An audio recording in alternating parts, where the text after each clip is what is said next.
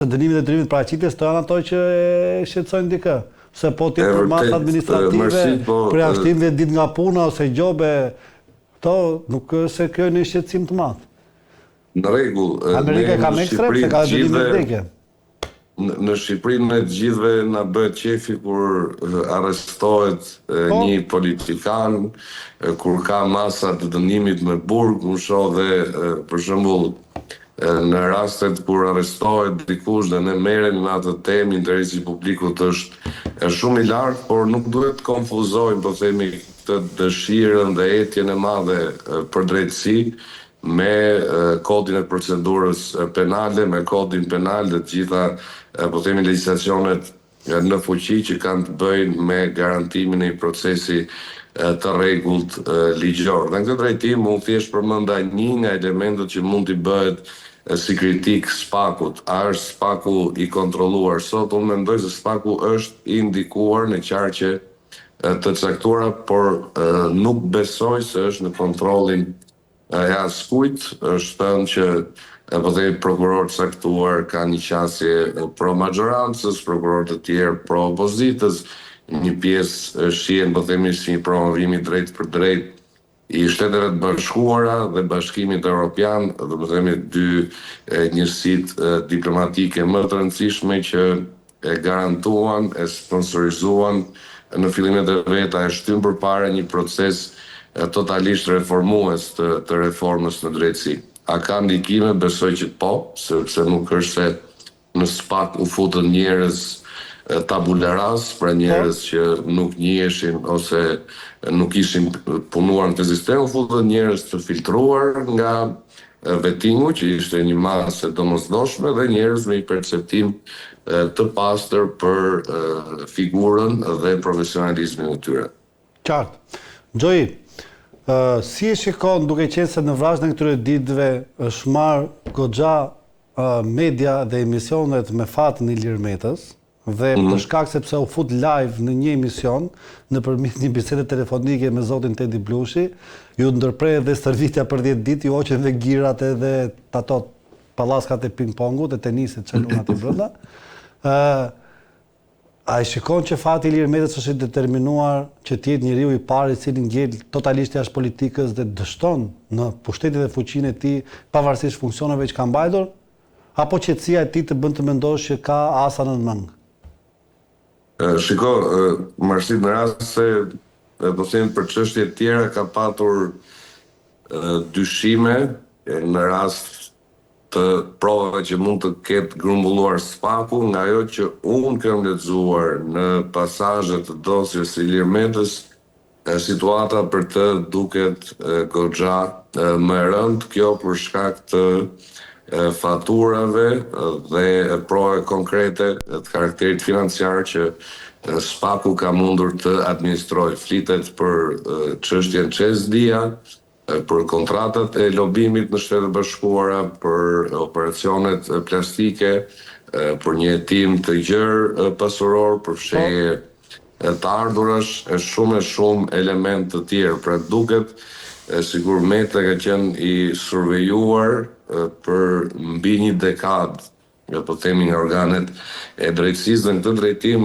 situata e tij është shumë goxha të kompromituar, gjithmonë duke i ruajtur prezumimin e pafajësisë dhe gjithmonë duke u përmbajtur pretendimeve të prokurorisë së posaçme. Sa i takon Ilir Metës dhe profilit të tij politik, kujtojmë që ka qenë një nga njerëzit më të suksesshëm për ato që ka arritur dhe në një moshë goxha të ershme. Kujtojmë që mbetet një nga politikanët dhe deputetët e fillim viteve 90, u bë kryeministër në një moshë shumë të re, themeloi LSI-n pas një sherrri, po themi, me Partinë Socialiste, u bë kingmaker në 2 palë qeveri të ndryshme, u bë kryetar parlamenti, u bë edhe president i Republikës, ka qenë ministër i jashtëm, gjithashtu, pra nuk ka ngelur, po themi,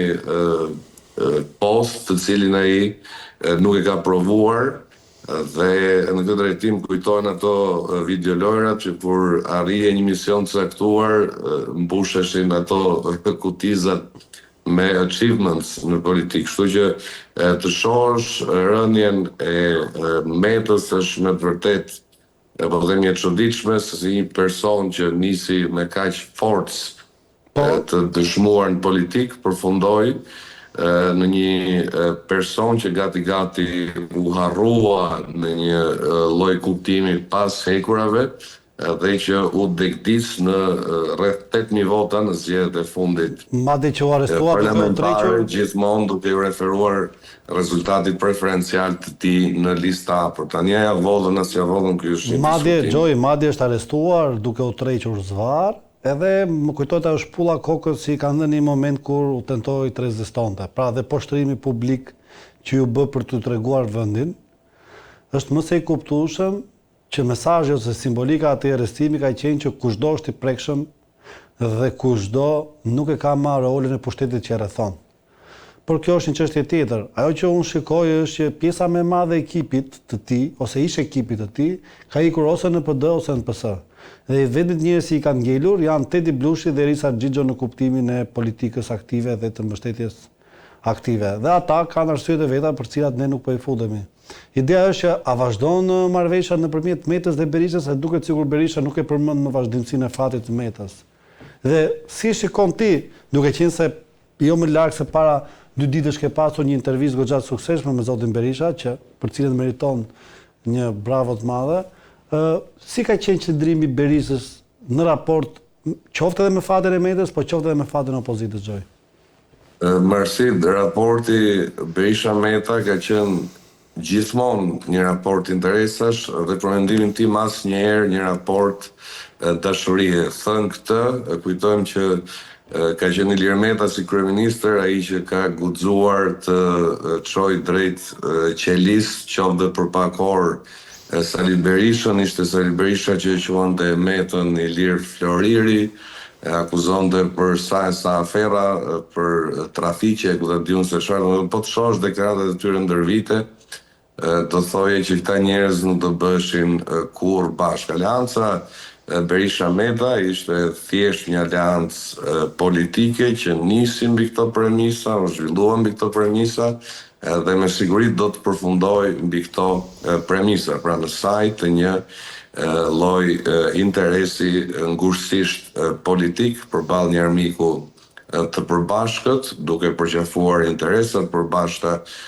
kundër, po themi, majorancës, kryeministrit Rama dhe drejtësisë, të cilën të dy, po themi, e etiketojnë me nota jo fort pozitive dhe vulgare. Nuk besoj se Berisha e ka dashur ndonjëherë Ilir Metën, mendoj se e ka respektuar për një lloj domeni politik, për një lloj identiteti karakterial, por asgjë më shumë se kaq nuk do të më çuditste, sigur doktori do ta braktiste Metën. Madje Lëvizja Socialiste për Integrim dhe Partia e Lirisë asnjëherë nuk janë pranuar as nga baza e Partisë Demokratike, i kanë parë gjithmonë si klientelistë dhe për ligj të vërtetës LSI-ja ka qenë një parti nepotike, një parti interesash, një parti punësimi, por asnjëherë një parti me bindje ideologjike të forta. Për shembull, çka ka qenë një kauzë ideologjike që ti e mban mend nga Lëvizja Socialiste për Integrim. E vetmja kauzë e Lëvizjes Socialiste për Integrim është na jepni pushtet që të vi sa më pak era shtet. Ne të punsojmë sa më shumë e të zgjerohemi sa më shumë. Po. Dhe marrësit këtë e tregon ajo që the edhe ti, që shumë njerëz të Ilir Metës janë bashkuar Partisë Socialiste dhe pyetja është pse, nëse ishin kaq të afër me Metën, si u bashkuan me rivalin më të fortë të Metës, që është Edi Rama, dikur ka qenë një vartës i tij në qeverinë Meta, kujtojmë edhe kulisat në dëm të Fatosnanës, pra nga një vartës Edi Rama e dominoi në një forme politikisht Metën dhe janë, po themi, tavolina komplet të kthyera dhe besoj se kjo e nxit edhe Metën që të mos dorëzohet, pra besoj se ka një lloj inati, se si me një person që dikur e tallte edhe në për tavolina, nëse e kemi parë disa video që kanë qarkulluar në rrjetet sociale, Meta kishte një lloj dominimi jo vetëm të karakterit politik, por edhe socio-shoqëror. E shihnim që i bënte batuta, i thoshte ky se di është vetë se nga është, pra në çfarë raporti qëndronte balanca ose disbalanca e pushtetit mes të dyre. Tashmë është një situatë krejt tjetër, por mendoj që Meta është në, po themi, pikën më të fundit politike të tij, a mund të rikthehet, besoj do të jetë shumë e vështirë, ka një proces gjyqësor përpara që siç thash është goxha i koklavitur, edhe përfshin një gamë të gjërë ku spaku dyshon që ka patur parregullsi.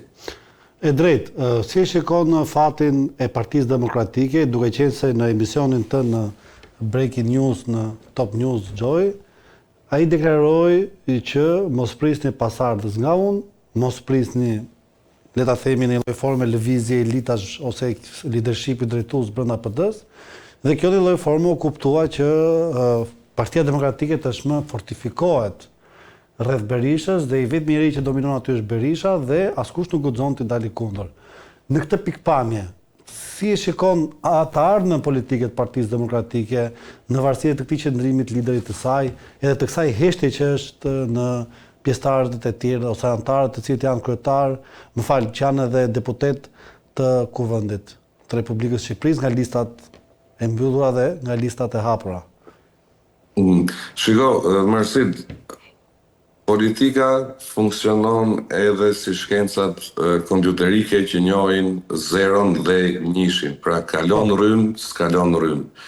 Pse them të? Politika një votën. Ke vota, s'ke vota.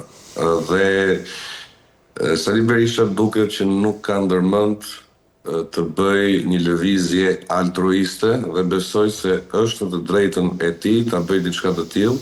Po. Në këtë logjik, besoj se Berisha ka një lloj të drejtë të thotë që për aq kohë sa unë jam mirë votuar i këtu nuk do të largohem. Po. Literata që bëri në program, po, kishte të bënte me një lloj mesazhi të koduar, të paktën siç e prita unë. Mos kërkoni pasardhës nga Sali Berisha, ka disa kuptime. Në radhë të parë eksperjenca e hidhur, besoj e pranuar, ndonë se jo drejt për drejt nga Berisha me rastin Basha, pra ishte një eksperiment totalisht i dështuar. Së dyti, fakti që Berisha tregoi se mund ta merrte partinë në rrethanat më negative të mundshme, pra i shpallur non grata, i akuzuar nga spaku, me gjithë deputetët kundër, me Amerikën kundër, me Edi Ramën kundër, pra me çdo gjë arriti që po themi ta fus sërish PD nën diktatin e tij, duke marrë parasysh gjithë këto element, dhe në këtë drejtim besoj se mesazhi i Berishës është shumë i qartë. Nëse dikush mund ose mendon që mund, le ta provoj. Dhe në këtë drejtim kjo duhet vi si një lloj reflektimi tek personalitetet e Partisë Demokratike, tek deputetët, të gjithë ata që kanë një ambicie për qenë kryetar, që të formojnë, po themi, një grup votash që mund ta mposhtë Sali Berishën. A është kjo e thjesht? Nuk është absolutisht e thjesht. Historia flet vetëm në favor të Berishës, të paktën brenda asaj partie, duke filluar me Gramos Pashon, me Eduard Selamin, me, po themi, Azem Ajdarin që ka patur dikur edhe një qasje jo të ngjashme. Me Spartak Gjelën i cili bëri veçizimin, me Spartak Gjelën, me Bamir Topin, me ndoshta me Arben Imamin që ka bërë gjithashtu një betejë ideologjike dhe të mirë. Po, fatkeqësisht asnjë nga këto përpjekje nuk kanë funksionuar. Përmendim dhe figura të tjera të cilat kanë tentuar që të sjellin qoftë dhe një lloj reformimi dhe asgjë nuk është bërë pa vullnetin e Berishës. Për shembull, gjëja e vetme e një lloj hapje të Partisë Demokratike që në Kopi, që e risolli partinë në pushtet, po ishte i gjithë një vullnet Isali Berishës, pastaj lista vazhdon me Ali Beajn, me Bashën, me çdo temë nëse analizon qetësisht, pavarësisht nëse dikush ka krijuar probleme për një lloj kohe brenda PD-s, në fundit finalja është gjithmonë e njëjtë. Berisha ka dominuar gjithçka. Tani, nëse deputetët s'janë dakord me këtë vizion Berishës, ose duhet të dalin përballë, ta kundërshtojnë, ose duhet të ikin edhe të formojnë një pol të tretë, cilin e kemi diskutuar shumë, po duket shumë i vështirë, ose duhet të qepin gojën dhe të pranojnë leadershipin e tij. Avantazhi i Berishës, legjitimimi i Berishës është se në ditën më të keqe mori 500.000 vota.